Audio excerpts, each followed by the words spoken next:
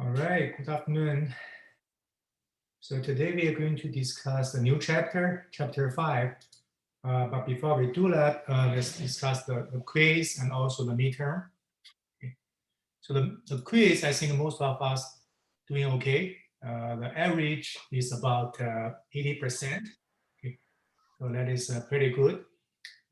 For the midterm, it will be on April 1st, 2 p.m. You have 3 hours from 2 p.m. to 5 p.m. It will be almost the same. So very similar to quiz, covering chapter number 1 to number 4. Again, open book, open notes. Okay. There are 7 big questions. Okay. 7 questions covering chapter 1 to 4. Okay. So again, you have 3 hours to finish. Questions? Yeah, did you say 3 hours from 2 to 5 p.m.? Yeah, I extend that, but normally you should be able to finish within 1.5 hour. Okay, but I'll give you 3 hours to finish. Wait, is it gonna be unlimited tries too, like the quiz?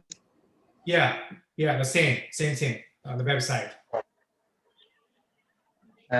Wait, what day was this again? Gonna be?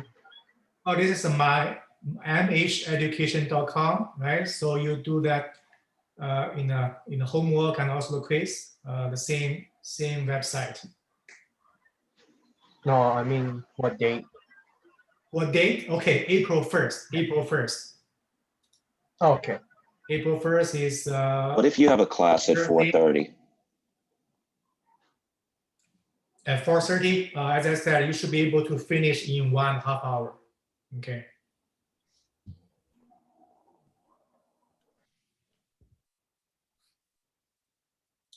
Professor, you said 3 to 5 p.m., correct?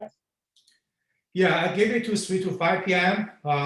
Yeah, but only 7 questions. In a normal case, Okay.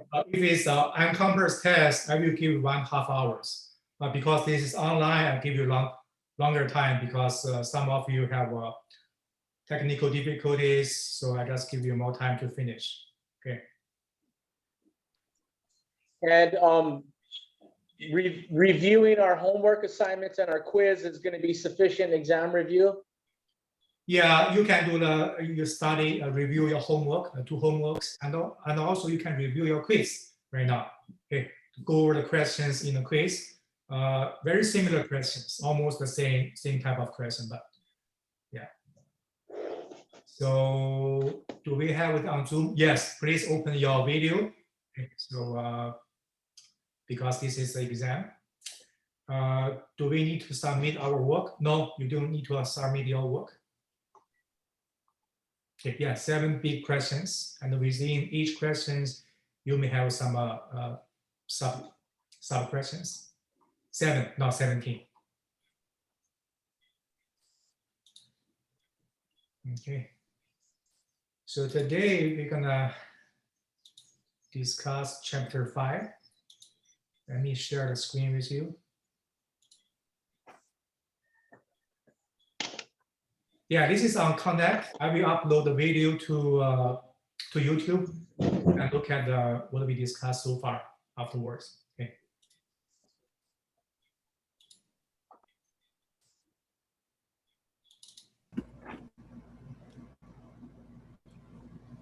All right, chapter 5. Okay, so can you see the screen? Yeah. Okay, great. Yeah. So chapter 5 is called confidence intervals. That's a pretty big chapter. We're gonna have 3 lectures for chapter 5. Then we have 1 or 2 lectures to do the practice for this chapter. Same thing for chapter 6. So chapter 5 is called confidence intervals, and the chapter 6 is called hypothesis tests. Okay, so very similar for these 2 chapters. And then we almost done for this semester. We have very short chapter 7, which only use 1 lecture also. Okay, and that's it for this class. Okay. All right, introduction. Populations described by their property distribution and parameters. In chapter 4, we discussed Bernoulli distribution, binomial, Poisson distribution, and the normal distribution. Okay, right? And for normal populations, the location and the shapes can be described by mu, the mean value, and the sigma, which is the standard deviation. Okay. And for binomial, we have n and p, right? Okay. Okay. So if the value of parameters are unknown, for example, if the mu of the population is unknown, we can estimate that using sample information, such as the sample mean. Okay. And similarly, we can use sample standard deviation S to get idea of the population standard deviation sigma. Okay. Type of inference. So basically, we have two types of inferences. The first one is called estimation, which means we try to estimate or predict the value of a parameter, such as the mean value, all the probabilities, success probability. Okay, so that will be discussed in chapter 5. So confidence interval. And the second type is called hypothesis testing, which will be covered in chapter 6. So that is decide about the value of a parameter based on some preconceived data. For example, if the sample coming from a certain population with a certain mean value or certain parameters of probability. Okay. So here shows another example. So if consumer want to estimate average price of similar homes in her city before she put her home on the market. So what she want to do is trying to estimate the population mean, which is the average home price of her city, the whole city. Okay. So what she need to do is she may get some sample information, for example, 10 home price. Okay. And then she trying to get information of this sample information for the whole city's average home price. So another example is a manufacturer want to know if a new type of steel is more resistant to high temperature than the old type. Okay, so this is belong to hypothesis test. Okay, so question we want to answer is the new average resistance equal or higher than old average resistance? So this is a very common type of questions we want to answer. Okay. For example, just last week, one of my students, she trying to compare two types of concrete. She only can have 3 samples. So 3 sample result from a new and old concrete, and the average of the 3 sample for new concrete is, for example, 4510 psi, and the 3 samples for the old concrete is 4400 psi. So that's a small difference on average of these 2 types of concrete, and we try to draw some conclusion if the new concrete is actually stronger than old concrete or not. Okay. So this is questions we should be able to learn after chapter 6.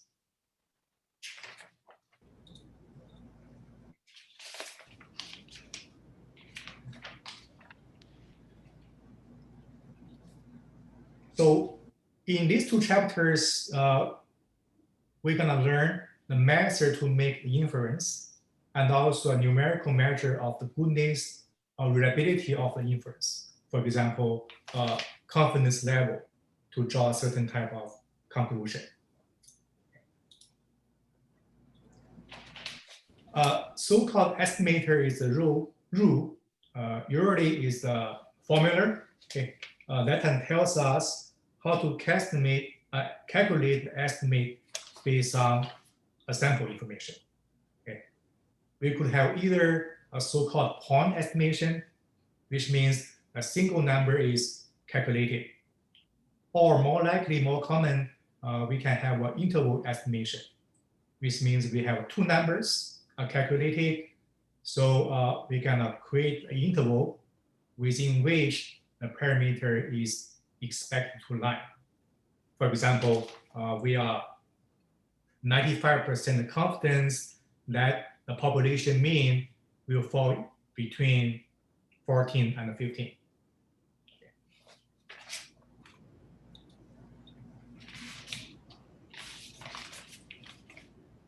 Because estimate is calculated from sample values. Okay, so it will varies from sample to sample. Okay, and based on estimator sampling distribution. Estimator is said to be unbiased if the mean of the sampling distribution equals the parameter of interest. Okay, so in other words, it does not systematically overestimate or underestimate the target parameter. For example, for scale, if we want to measure the scale of our weight, we calibrate the scale, then the scale is set unbiased. Okay, so it means the scale will neither overestimate nor underestimate our weight. Okay. For example, the picture here on the left shows unbiased, which means the average of the sample is the same as the parameter. Okay. For the biased, the average value is away off from the parameter. But for all the unbiased estimator, as we can see here on the right, so we have two unbiased estimator. The red one has a smaller spread, okay, which means the sigma or the standard deviation is smaller for the red curve compared to the blue curve, because the blue curve has wider spread. Okay, so wider spread means the standard deviation sigma is larger. Okay, so the smaller the spread, smaller sigma, the better. Okay.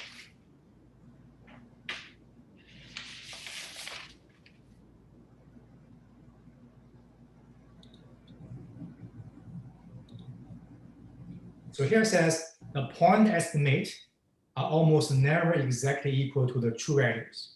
Okay, if we get a single point, because this is a sample, the sample average almost never exactly to the true value, to the population average, mean value.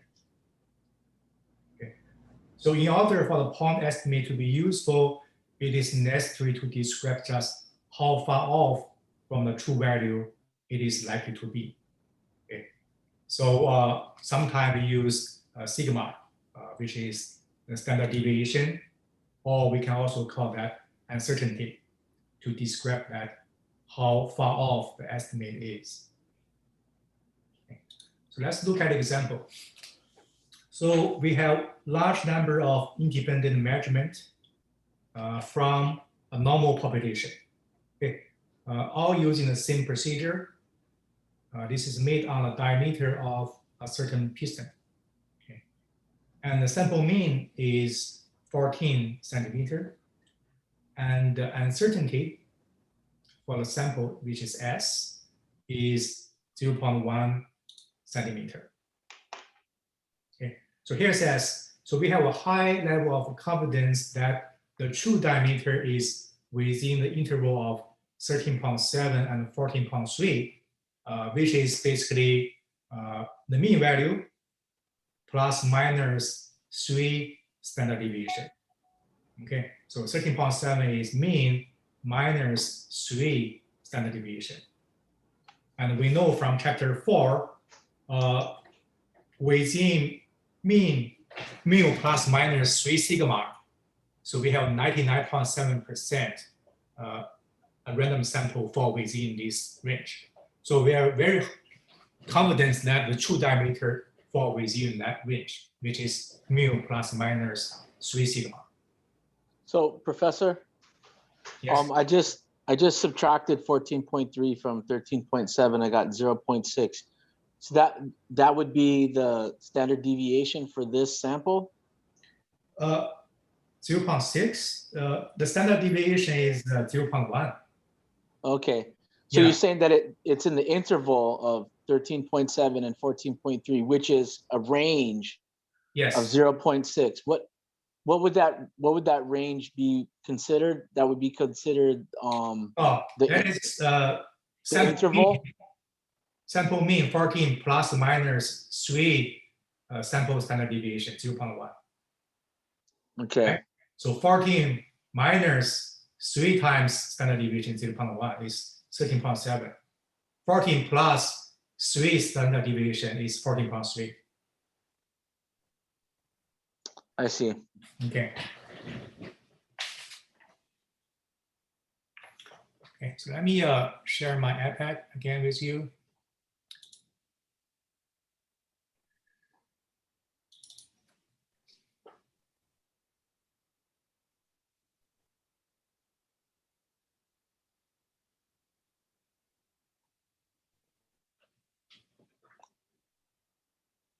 Okay. Remember for normal distribution, okay. So we have this 68, 95, and 99.7 rule. Okay, so which means, where is it?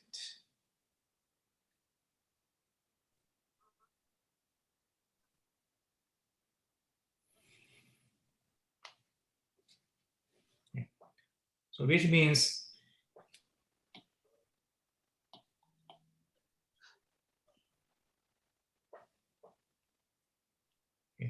for the mu plus minus 1 standard deviation, 1 sigma, okay, so that range is, we have 68% of the samples fall within that range, mu plus minus 1 sigma, Yeah.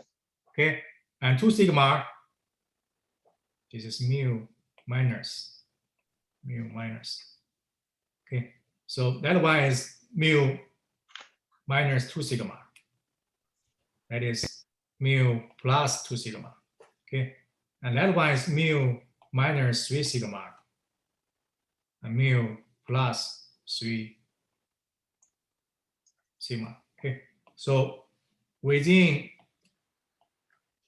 3 sigma range, it is 99.7. Okay, within 2 sigma, that is 95%. Okay, so that's what we learned from chapter 4, the normal distribution, because it says it's follow a normal distribution. So that range is mu plus minus 3 sigma. Of course, we use the sample mean and the sample standard deviation to describe that. So we have 99.7% chance cover the sample. Okay.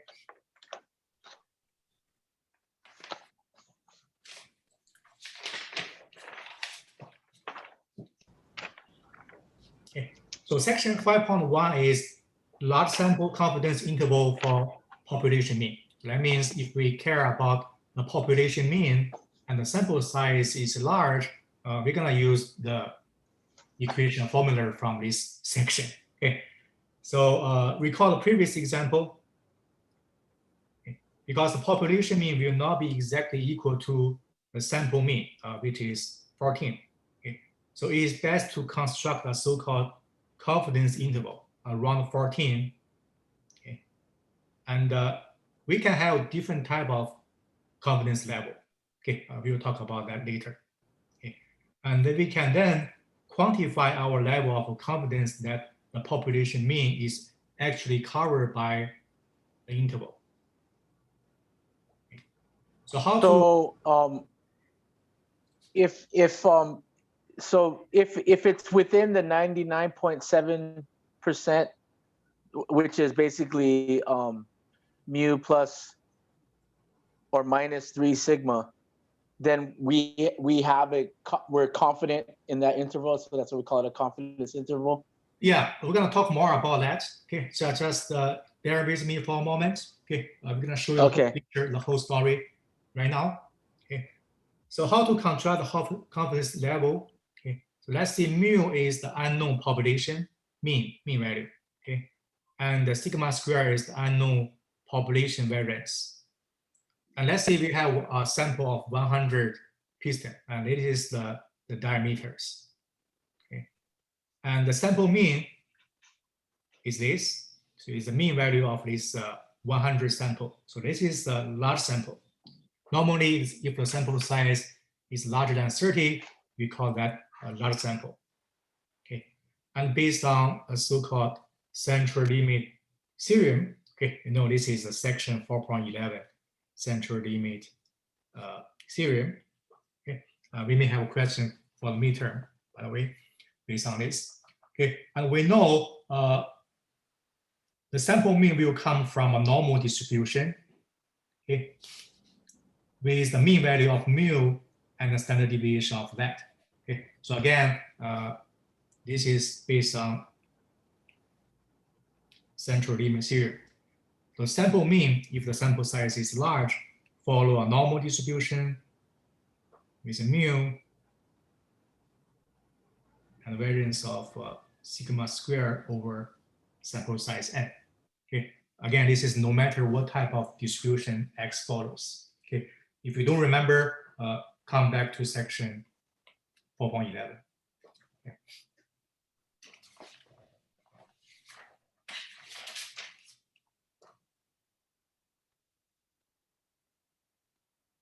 Okay.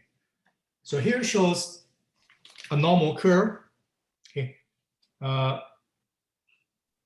Represent the distribution of sample mean. Okay. So the middle 95% of the curve, which extending a distance plus minus 9.6 sigma x, okay, on either side of the population is shown here. Okay. Here shows what happened if the sample mean within the middle 95% of the distribution. Okay. So this is population mean plus minus 1.96. And this is the sample mean. Okay. So if the sample mean within this 95% of range, what we can see here is the sample mean plus minus 1.96 sigma x actually covered the true population mean. Right? So the population mean is within this range. Okay. So this is most likely the case, 95% of the samples. If the sample mean is actually lies outside that middle 95% of the curve, okay, which is here.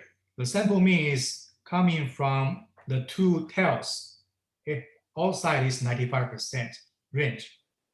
Okay, and remember this is only 5% of all the sample will coming from this category, coming from these two small tails. Okay, and for those more unusual samples, then the 95% confidence interval, okay, this interval, sample mean plus minus 1.96 sigma x fail to cover the true population mean, right? So the true population mean is here. Okay, that range fail to cover the true population mean.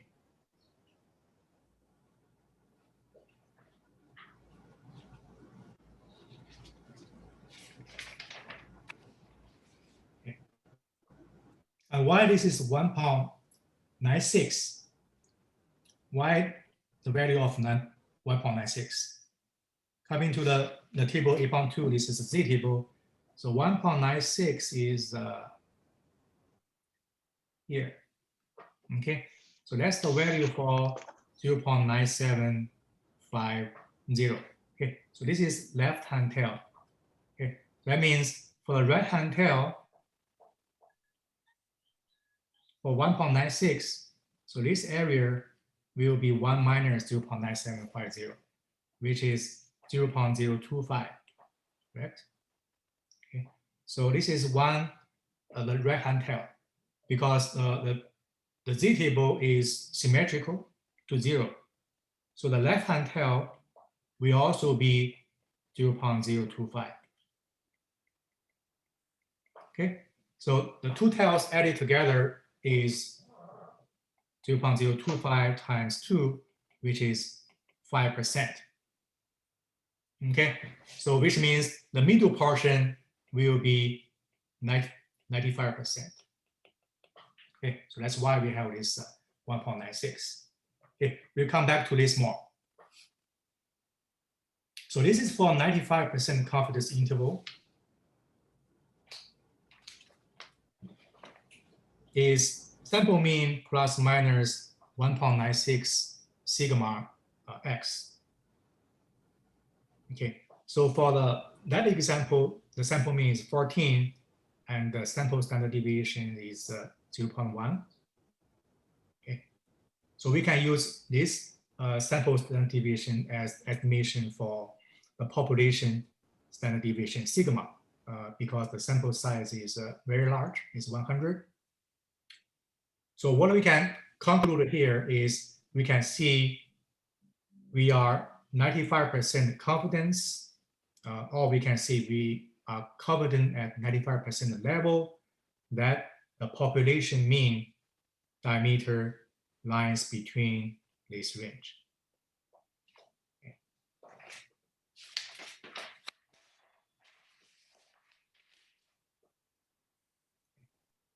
To calculate confidence interval, the sample should be a random sample. Okay, so that's very important requirement. Okay, if the sample is non-random, for example, like this one and that one, so obviously we see a trend. Okay, so this is time versus yield, and we see a cycling trend. Okay, what's the reason for the cycling? We don't know, but we know it is obviously not a random sample. Okay, then we cannot use above formula to calculate the confidence interval. Or for this case, we see the yield slowly increase over time due to whatever reason we don't know, but we know this is not a random sample. So we cannot use the formula to calculate confidence interval.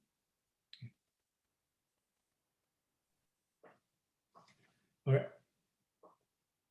Here is a tricky question.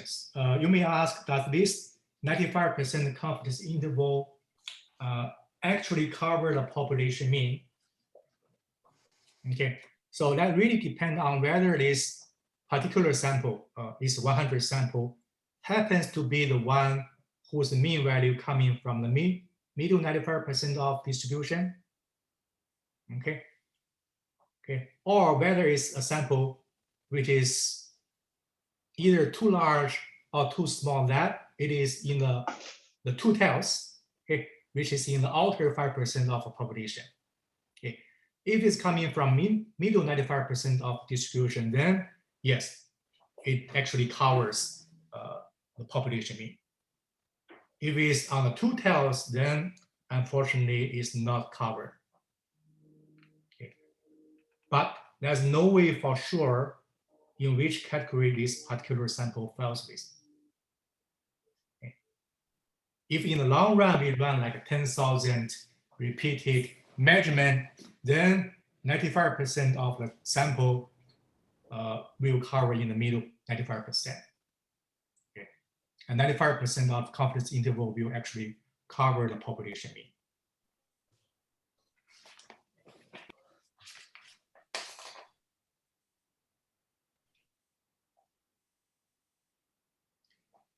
All right, so 95% confidence interval, I will say probably is the most likely, most commonly used one.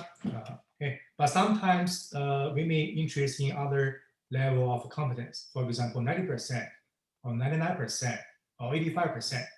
Okay, we can do similar calculation easily. Okay, we're going to show you the formula in a moment. For example, if we are interested in 68% confidence interval, and based on normal distribution, we know 68% is mu plus minus 1 standard deviation, 1 sigma. Okay, so we know that the middle 68% of normal distribution is in the interval of 1.0 sigma on either side of the mean. So for that previous example, if we calculate the 1 sigma, that is 68% confidence interval is 14, the mean value plus minus 1.0 s. Okay, and that is new range. For that new range, we can see the range is smaller because this is only plus minus 1 sigma. Okay. So it's more precise, but the confidence level is less.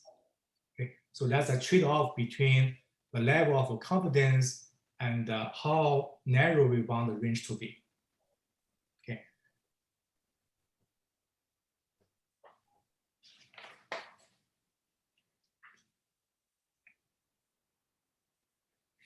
Okay. Again, so 1.0 sigma, so it's 0.8413. Okay, so 1 minus that value, it is 0.1587. Okay, remember this is only one tail, so we need to times that to 2, so that will become 0.3174. Okay, and that's the 2 tail. The middle part will be 1 minus 0.3174, so which is around 0.68. Okay, so that is 68% confidence interval. So in general, we can use this equation to calculate whatever confidence interval the question asks.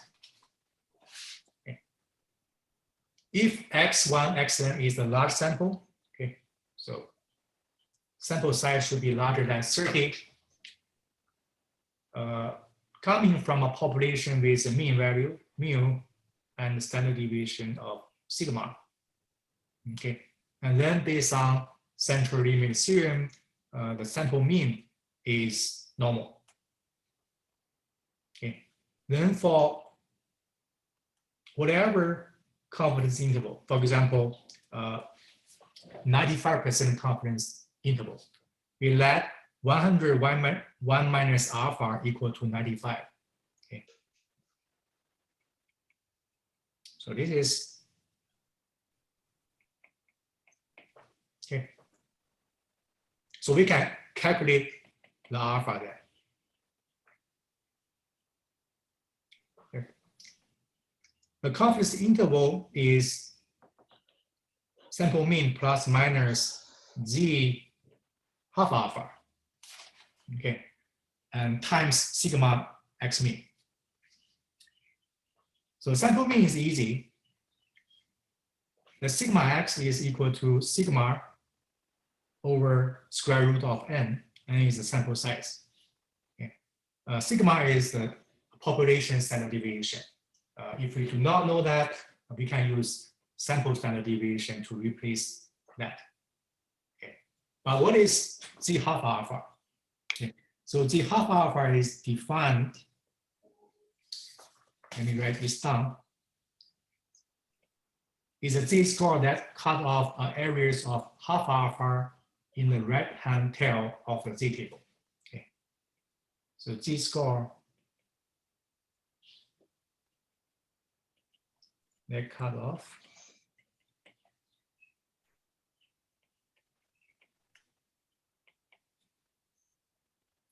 areas of half alpha in the right-hand tail.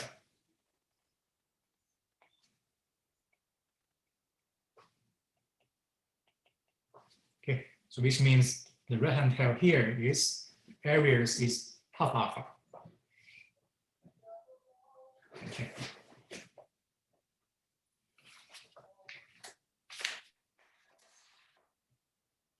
And here shows for a typical value of confidence interval, okay, what is the z half alpha? For 68% is 1, here 1. For 90% is 1.645, 95% 1.96, 99% 2.58, and for 99.7% it is 3. Okay, 3. Right. Professor, is this a table that we should memorize or write down for exams? Yeah, you should use, the Z table 8.2. It's just a sum of the example. Okay. You can easily use table 8.2 to calculate that. I will show you about now. Look at this example. Okay. So the sample mean to fill the weight of 100 box. So mean value is this. 100 box, large sample. Also tells about sample standard deviation. Asking for 85% confidence interval. Okay. So based on the equation, 85% confidence interval is equal to 100 times 1 minus alpha. Okay. From there, we get alpha is 0.15. Okay. And then the confidence interval will be this.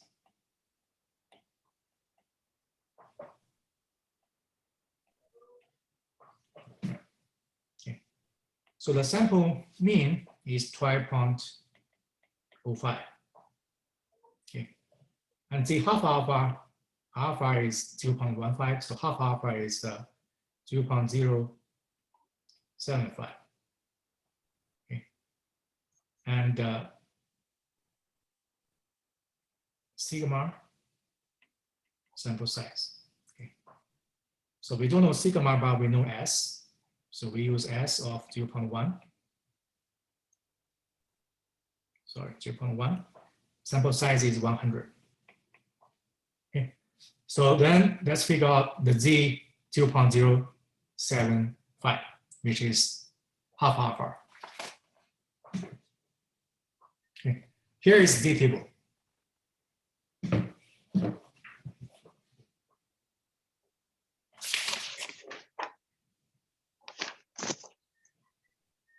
So the closest one is here, 0.9251. Okay, so that means for a Z value of 1.44, okay, the right-hand tail is 92.5%. Okay, so that means 1 minus 0.9251 is around 0.075, which is 7.5%. So which means the right-hand tail is 7.5%. So that is the Z score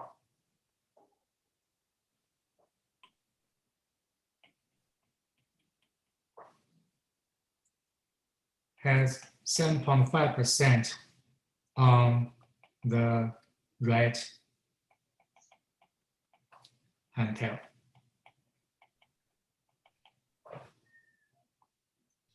Okay, so that's the procedure. First, depending on the confidence level asked, we calculate alpha, and then half alpha. Okay, and then we go to the table 8.2, the Z table, to figure out what is the Z score.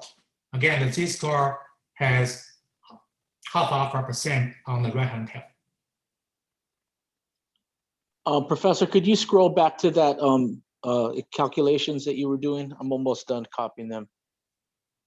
Yeah. Thank you. So that's sigma over n, and sigma is S equals 0.1. 0.1. Mm-hmm. Okay.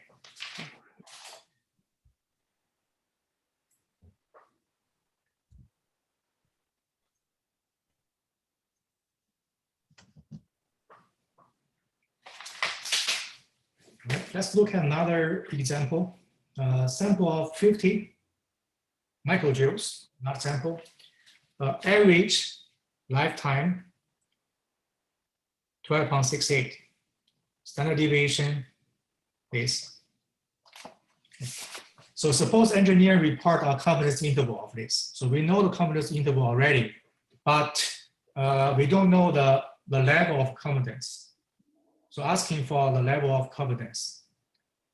Okay, so we use the same equation, but just calculate backwards. Okay. Sample mean plus minus the half alpha S. Okay, so that is equal to 1109 and 14.27. Okay, so 1109 is minus, 14.27 is plus. Okay, so plug in what we know. Sample mean, see half alpha, okay, S, sample size. Okay. Okay. All right, so here, the only thing we don't know is Z half alpha. Okay, so we get Z half alpha 1.646. Okay. So use the table 8.2, 1.646, 1.646. Okay. So it's between 1.64 and 1.65. So it's around 0.95. So this is 0.9495. This is 0.9505. So around 0.9500. Okay. Okay. So 1 minus that is the right hand tail, 0.05. That is equal to half alpha. So alpha will be 0.1 then. Okay. Then the confidence interval will be 100, 1 minus 0.1, the alpha. So 90%. Okay, 90%.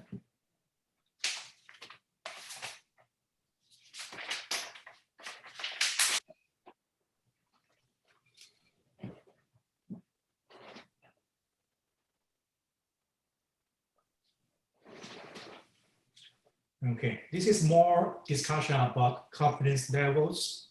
Okay, let's just read it together. Confidence level of intervals measure the reliability of the method used to compute the interval. Okay, for level of 100 times 1 minus alpha percent CI, okay, is calculated by the method in the long run will succeed covering the population mean 1 minus alpha portion for all the time it is used. Okay, the big question here is in practice, we need to make a decision about what level of confidence to use. Okay, so that is because if we increase the level of confidence, then we're gonna increase the range. Okay, if we decrease the range, we're gonna be more precise, but the confidence interval, confidence level will be lower. Okay. So wait a second. So if we were going to use a 68% confidence level, then we would have more precision. But if we use the 95% confidence, then we'd be less precise. Do I get it? Yeah, so you know, compared to one is 68%. Okay, for 68%, there's mu plus minus 1 sigma. Okay, right? For 95, it's mu plus minus 1.96 sigma. So 1.96 sigma is much larger interval, right?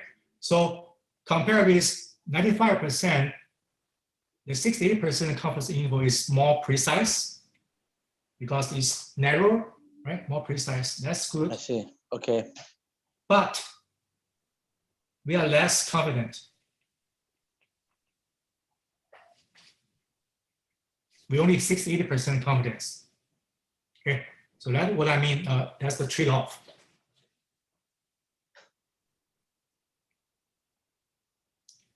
In a moment, we'll show you an example of that. Here's another confusing concept. Okay. difference between confidence and probability. Okay, so when we compute a confidence interval, like we just did, for example, we calculate the range for the diameter.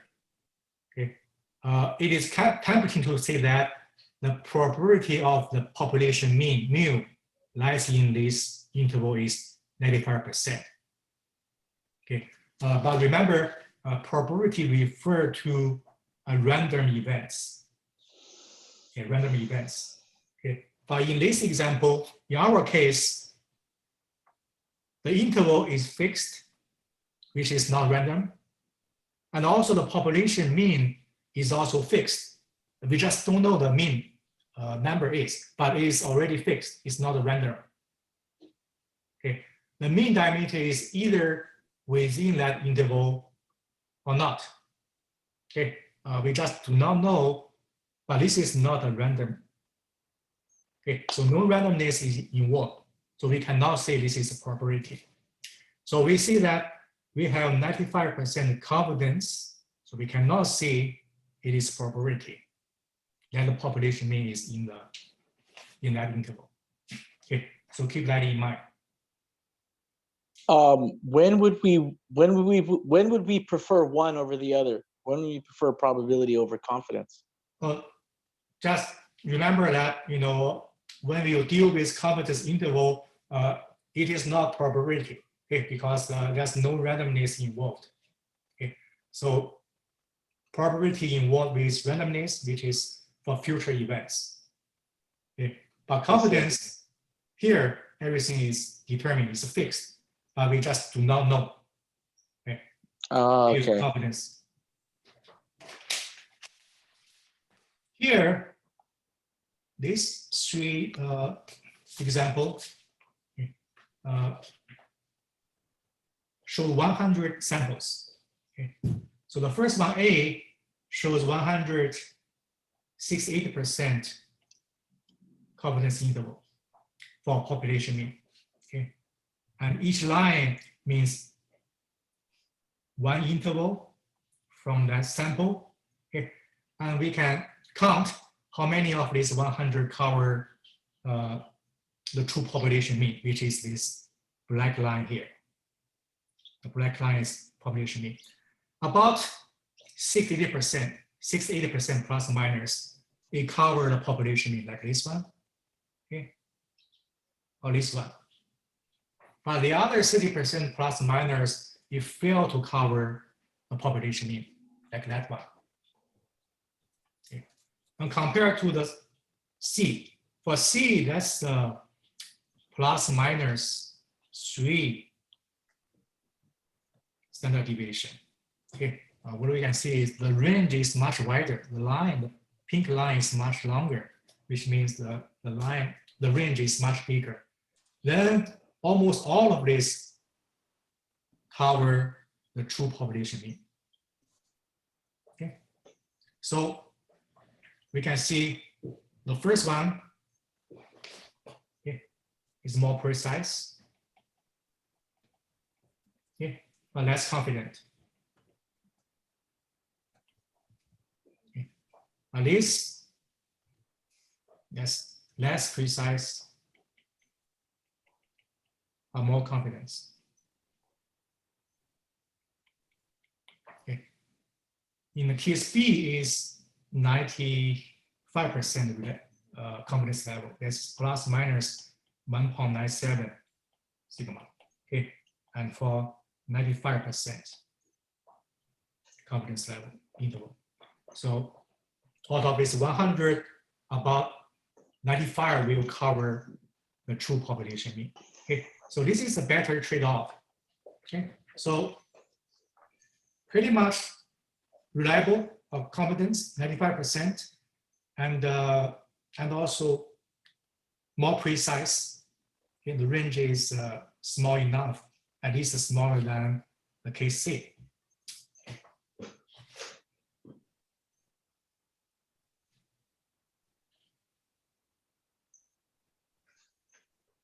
Okay, remember, confidence level is not equal to probability.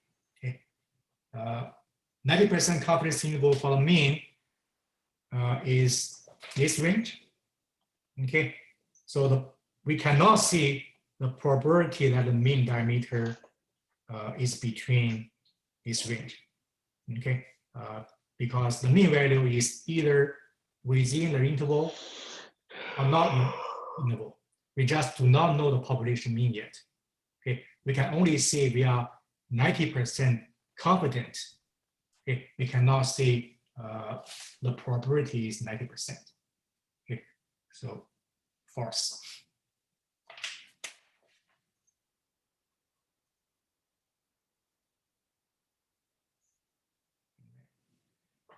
Here shows another direction of calculation. Determine the sample size. Okay, determine the sample size for a confidence interval of specific width. Okay, for example, go back to the diameter of a piston. So the confidence interval is this. Okay, and the interval is plus minus 0.196. Okay, so let's say if we say this interval is too big, okay, too big to be useful, and we want to reduce that interval, say to this much, plus minus 0.1. Okay, and we want a 95% confidence interval. Okay, and then the only unknown will be the sample size n. Okay, we use the same equation. Okay, so the half alpha is 1.96. Okay, and sigma is 1, and we want the interval to be 0.1 plus minus. Okay, so the only unknown is the sample size. Right, so we can calculate back calculate the sample size, which is around 385. So increase the sample size, we can reduce the range of interval. Okay, again, we use the same equation. Okay.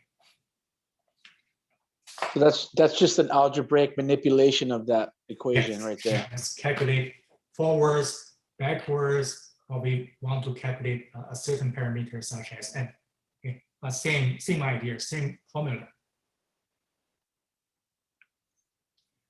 So confidence interval tells us a range, a lower bound and the upper bound. Okay, but sometimes we are only interested in a lower bound or an upper bound only. Okay, so we are not always interested in both upper and lower bounds. Okay, for example, we may only interested in a lower bound for the mean strength of a certain type of concrete block. So this is very normal. Okay, so we want to know what is the minimum strength for a new type of concrete. Strength higher than that, good, but we don't really care. Okay, we only want to make sure it is meet the minimum requirement. Okay, so with the same condition as with the two-sided confidence interval, then we should calculate the interval as for lower bound, the lower confidence bound, it is sample mean minus z alpha. Okay. Remember, for two-sided, it is plus minus z half alpha sigma. Okay, so this is for two-sided.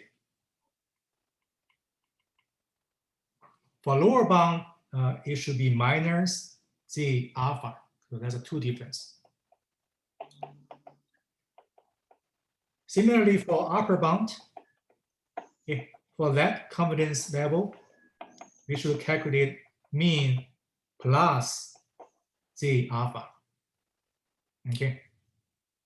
So idea is the same. Just remember, if we only care about the lower bound, we should use minus z alpha. For the upper bound, we should use plus z alpha, not half alpha. Okay.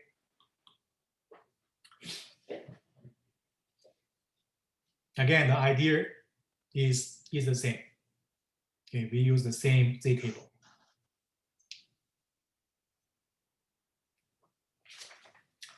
For example, here, the same old questions. 100 box, the mean is 12.05, sample standard deviation 0.1. Okay, so if the question is asking for 95% lower bound, 95% lower bound, and another one is 99% upper bound. Okay, so for the lower bound here, lower bound we use this for lower bound. For upper bound we use that. Okay, so the first one 95% lower bound. So that's mean value minus Z alpha. Okay.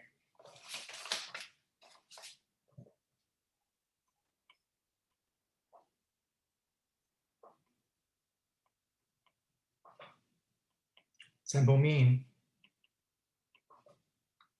minus Z alpha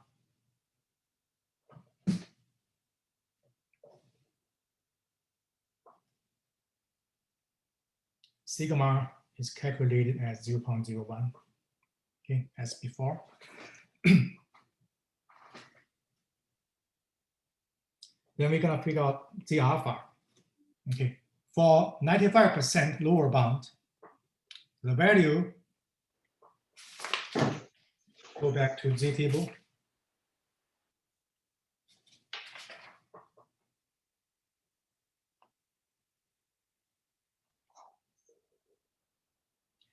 It is around 1.64, between 1.64 and 1.65. Okay, so you can use either one, you can take an average of 1.64 and 1.65. Doesn't really matter. Okay, so let's say we use 1.64 because that's corresponding to 0.95, around 0.95 on the left hand tail. So on the right hand tail is 1 minus 0.95, which is 5%. Okay, alpha. So Z alpha is 1.64. Okay. Then for 95%, 99% upper bound. Okay, the same idea. Mean plus, okay, because the upper bound will be plus, upper bound.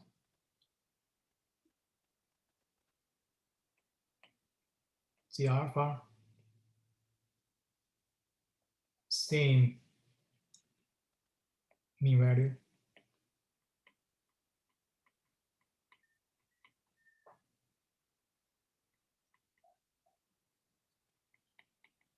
Okay. So let alpha, because that's 99%, 1 minus 99% is 1%. Okay, so we look at 1 minus 1%, that is around 2.3 here, around here. So 2.33, so 2.33 corresponding to 0.99 on the left hand tail. So on the right hand tail will be 1 minus 0.99, which is 0.01. That is 1%. Okay, so which is corresponding to Z value of 2.33. Okay, so that value will be 2.33. Okay. All right. So let's stop here today. In section 5 is all about confidence interval, depending on what the questions ask. If it's for the sample mean or the proportion, sometimes even depending on the sample size, large or small. Okay, different situation, we calculate the confidence interval. Okay, so let's stop here for today. Any questions before we dismiss? Thank you. No, thanks.